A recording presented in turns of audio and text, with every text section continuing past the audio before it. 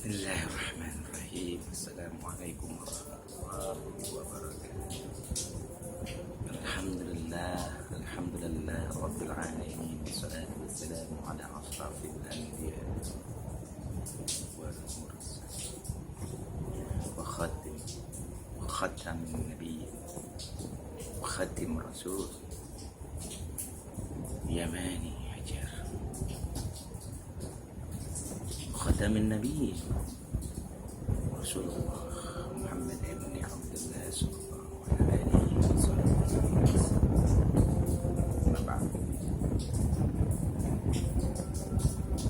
قال الله تعالى في القرآن الكريم وهو أصدق القائلين أعوذ بالله من الشيطان الرجيم بسم الله الرحمن الرحيم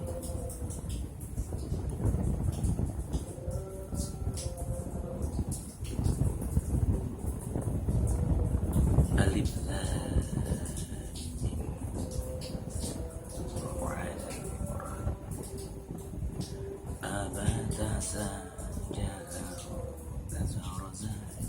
شين شين وضع قاف كاف قاف كلام لا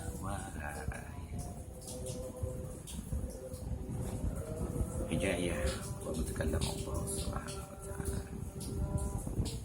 وكما قال رسول الله صلى الله عليه وسلم من أحيا سنتي فقد أحبني ومن أحبني ينعم عن في الجنة صدق الله العظيم وصدق النبي الكريم ونحن على الذاكرين. Allah yang memberikan apapun yang dapat dipuji kepada manusia, tapi Allah yang maha segala-galanya itu dipuji. Nikmat syukur karunia Allah yang telah memberikan kepada manusia, khususnya derajat yaitu kemuliaan. Dan juga sebaliknya Allah juga akan memurkai orang-orang yang dapat dimurkai oleh Allah, dan Allah yang membalasnya dengan hal yang mengendaki. Untuk itulah marilah bersama-sama menajat supaya agar menjadi ke depan harinya generasi-generasi baik umur yang berusia 2,5 tahun sampai 17 tahun ataupun pemuda-pemudi di atas 17 tahun sampai dengan 39 tahun. Insyaallah menjadi generasi-generasi yang kemudian hari akan menggemahkan, aripahkan lokasi jinawinya bangsa negara Indonesia ini. Berapa kali ya menegaskan sekali bahwa memang kalimat cinta di sini bukan berarti harus memiliki, akan tetapi juga melestarikan, kemudian menjalankan. Ya.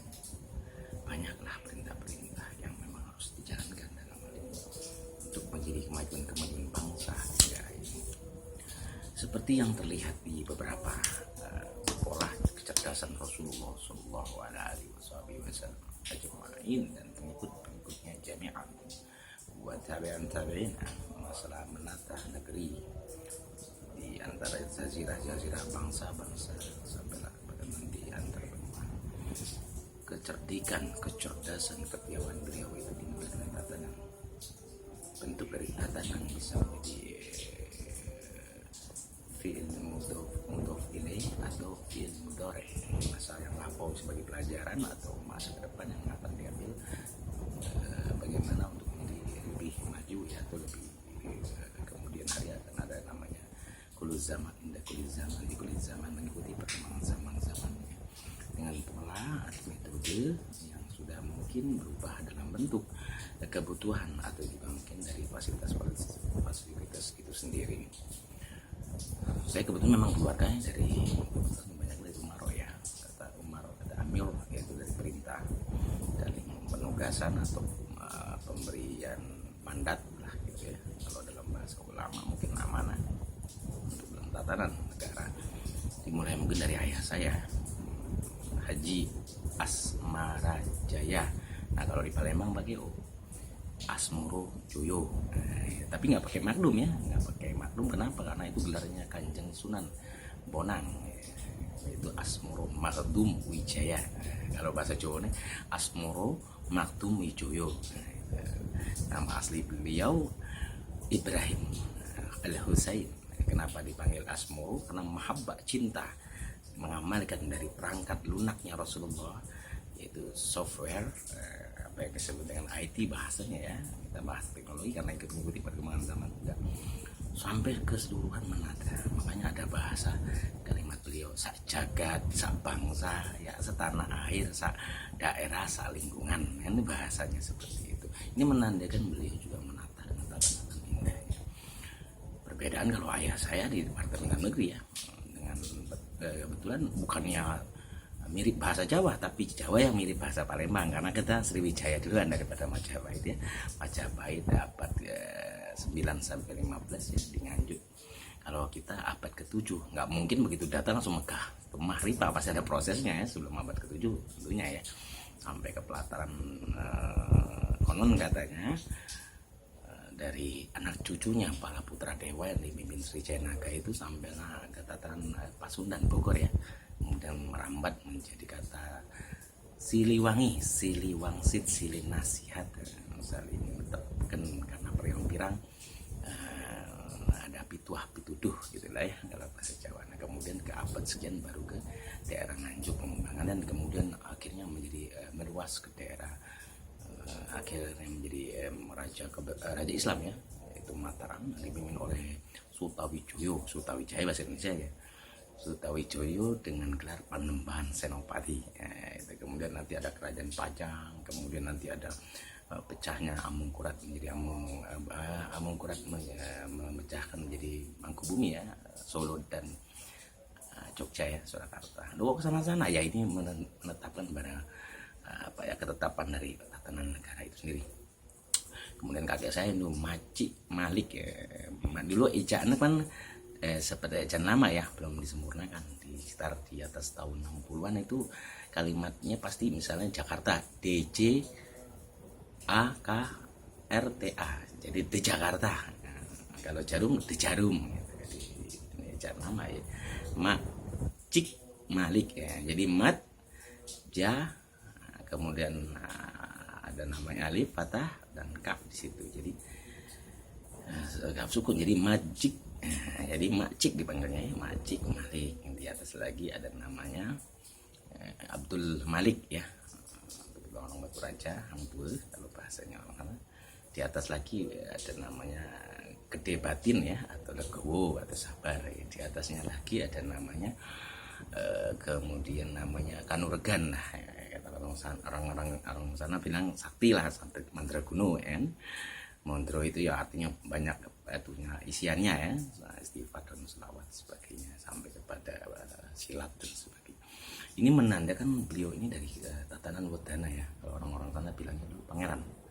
Ya, di atas lagi ada kadipaten, yang di atas lagi ada kesultanan ya. Kita kan zaman sultanan ya, di atas lagi zaman kerajaan. Ini menandakan hasanah itu ada. Dan setiap kurun-kurunnya itu biasanya ada penempatan, dan biasanya di situ ada momen penting ya, termasuk daripada sejarah-sejarah itu sendiri. Kalau dalam angkatan kami di era 90-an itu biasanya dengan ada banyaknya white lion ya, singa putihnya, karena banyak orang-orang yang golput disebutnya putih gitu ya, golongan putih atau orang putih gitu ya, natural ya. Jadi nggak memilih pro sana pro sini ya, untuk mengusul ekonomi, ayo mengusul Menristek sekalipun orang teknokrat, ayo gitu kan, atau mengusung orang-orang politik, oke. Tanda kutip mengusung di sini bukan mengusung mayat ya, tapi mengusung seperti laksana bendera yang berkibar gitu ya. Nah, jadi disebutnya singa ya karena lagi kondisinya seperti, maaf katakanlah, berantakan ya. Namanya rimba kan tahu sendiri kan, segala ada kan, hukum rimba, kekacauan, carut marut ya. Kondisi-kondisinya tergantung nanti yel-yelnya apa, atau yang akan diusungnya apa, atau yang lagi diramaikan suasananya apa, atau apa kata reformasi, atau kemudian pembaharuan ya, seperti zaman tahun 60-an, tokoh-tokoh pembaharuan ya, murba ya, musyawarah rakyat baru dari kaum pelajar yang pembaharuan ya, membaharui. Kita juga harus menerima itu pembaharuan. Kalau di zaman Kanjeng Sunan kan jelas ya, lagopnya melalui langsung nama kakeknya ya. Sekarang kan sudah ada lagop ya. Kalau dalam bahasa Manado sudah ada famnya. Kalau di Batak itu marga-marganya. Kalau di daerah Palembang pun sama ya, ada nasab-nasabnya seperti nama-nama uyut-uyutnya yang digunakan lagi ya. Dalam daerahnya ada juga pengelompokan, bukan berarti suku anak dalam, tapi kelompok sesepuh pemangku adatnya pertama kali, misalnya Basma, Ugan, gitu kan, itu menjadikan kemudian keturunan-keturunan pun bernasaban seperti itu. Berbeda hal dengan suku anak dalam, mempunyai adat khas. Gitu. Kenapa kembali ke sana? Karena kan kita membutuhkan sekali yang namanya singa putih ini. Gitu. Kenapa? Karena selain natural mempunyai misi dan visi dalam bentuk pembaharuan. Yang tadi yang katakan Kanjeng Sunan, ketika zaman itu berubah, likulit zaman, indekulit zaman. Toh di situ juga ada yang disebut dengan muatan-muatan, baik untuk politiknya, baik untuk ekonominya, baik untuk strata pendidikan dan bermacam-macam aneka. Memang politik itu kotor, layaknya perang Hondak, harus turun ke parit, solokan ya. Kalau orang Sumatera Selatan bilang siring, gitu ya. Sehing itu di sini tempat saluran air ya. Kenapa harus turun ke bawah? Karena posisi Pondos itu memang parit itu hendak itu parit atau saluran air ya. Karena di situ ya namanya nama parit nih, biar mau di padang pasir atau di hamparan pasir ya sama ya fungsinya seperti itu ya. Artinya mau berkubang dan kondisi-kondisi tertentu, yaitu strategi. Pada saat momen-momen tertentu memang perlu seperti itu gitu. Pada saat juga pembuatan juga orang-orang tua berkecimpungan, banyak yang protes, banyak pendapat, banyaknya ini, padahal yang merintah Rasulullah. Tolong Salman Al-Fariji Sayyidina Sahabat bin Ahlu Zuriyah, bagian dari keluargaku, aku percayakan engkau memimpin perang Khandaq gitu. Tapi yang lainnya untuk apa? Buat lari, sebentar lagi musuh akan datang, nanti kelamaan. Langsung aja lah buat benteng ini dan seperti umumnya. Kenapa kamu buat begini? Padahal yang memerintahkan Sayyidina Rasulullah Muhammad ibn Abdullah sallallahu alaihi wasallam. Akan tetapi komentar, pendapat, pro dan kontra, alhamdulillah bermacam-macam. Akan tetapi kecerdasan para pemuda, kecerdasan usia-usia belia anak-anak kita tidak pernah membantah dalam hal ini. Beda dengan kami dulu, banyak dengan bantahan, celahan. Padahal ada jelas taatlah kepada Allah, taatlah kepada Rasul, dan taatlah kepada pemimpin yang sudah dipercayakan memimpin. Tanda kutip untuk kebaikan, ada perbandingan tetap ya. Ati Allahu, ati Rasul, ati Allah amiran minkum. Walaupun bukan bidang dan ahlinya, beliau hanyalah pemuda. Beliaulah hanyalah putra penjaga bara api dewa. Akan tetapi memimpin perang yang begitu dahsyatnya dengan strategi yang subhanallah, menjadikan perdebatan yang sengit dan banyak komentar-komentar terbaiknya bangsa dan sebagainya. Bagaimana kalau musuh yang sudah menyerang itu kan bangsa-bangsa yang sudah sangat akan membunuh kan kita. Sementara kita tidak ada persiapan. Bagaimana kita kan bangsa-bangsa yang duluan lebih baik, mereka itu dan pendapat macam-macam. Kadang-kadang nggak nyambung juga ya, orang disuruh Rasulullah untuk membuat parit ini pendapat dan komentar bermacam-macam. Jadi alhamdulillah